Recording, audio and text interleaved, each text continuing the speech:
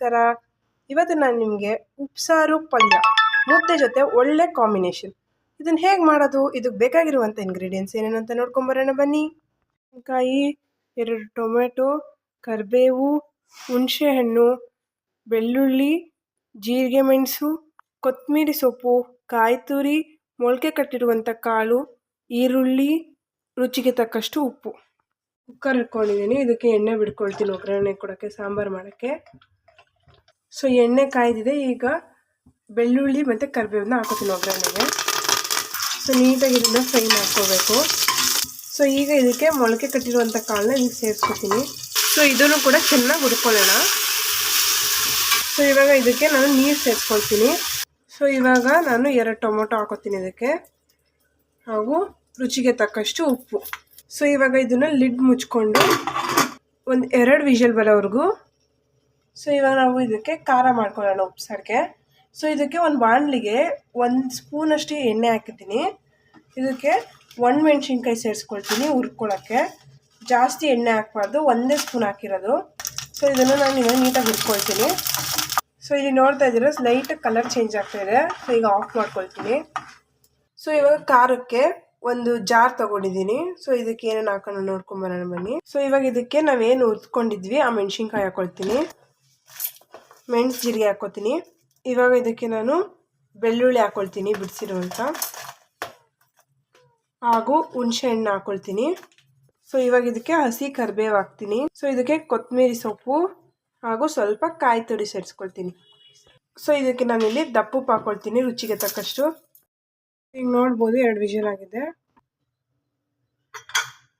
So ಈಗ ನೋಡ್ತಾ ಇದ್ರಲ್ವ ನೀಟಾಗಿ ಬೆಂದಿದೆ ಇದು.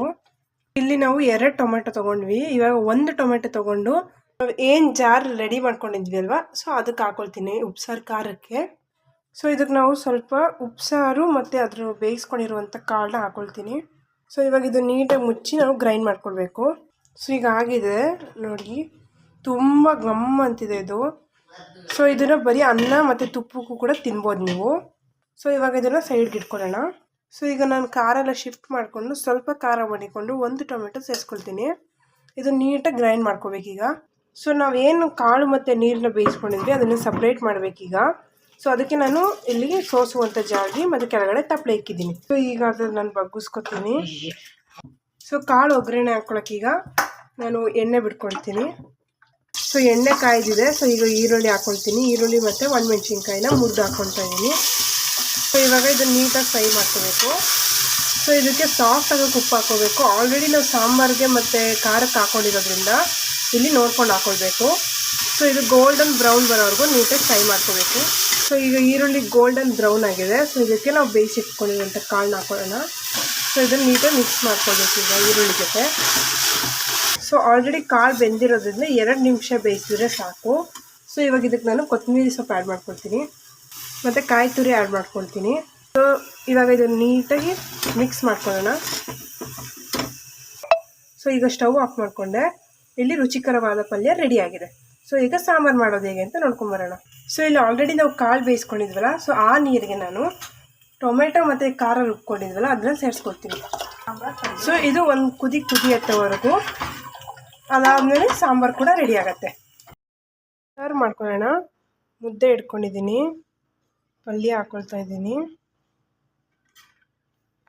ಸೊ ಏನು ಖಾರ ರುಬ್ಕೊಂಡಿದ್ವಿ ಅದನ್ನು ಹಾಕ್ಕೊಳ್ತಾ ಇದ್ದೀನಿ. ಇವಾಗ ಇದಕ್ಕೆ ಸಾಂಬಾರು ಹಾಕ್ಕೊಳ್ತೀನಿ, ಉಪ್ಪು ಸಾಂಬಾರು. ಇದಕ್ಕೊಂದು ಸ್ವಲ್ಪ ತುಪ್ಪ ಹಾಕ್ಕೊಳ್ತೀನಿ, ಮನೇಲೇ ಮಾಡಿರುವಂಥ ತುಪ್ಪ ಇದು. ಸೈಡಿಗೆ ನಿಂಬೆಹಣ್ಣು ಇಟ್ಕೊತೀನಿ, ಟೇಸ್ಟ್ ನೋಡೋಣ. ಸೊ ಈಗ ನಿಂಬೆಹಣ್ಣು ಇಟ್ಕೊತೀನಿ ನನ್ನ ಸಾಂಬಾರಿಗೆ.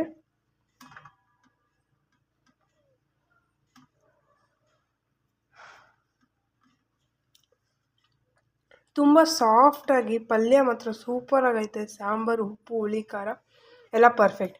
ಸೊ ನೀವು ಒಂದ್ಸಲಿ ನಿಮ್ಮ ಮನೇಲಿ ಟ್ರೈ ಮಾಡಿ. ಇಷ್ಟ ಆಗಿದ್ರೆ ಲೈಕ್ ಮಾಡಿ, ಸಬ್ಸ್ಕ್ರೈಬ್ ಮಾಡಿ, ಪಕ್ಕದಲ್ಲಿರುವಂಥ ಬೆಲ್ ಐಕನ್ನ ಕ್ಲಿಕ್ ಮಾಡಿ. Thank you.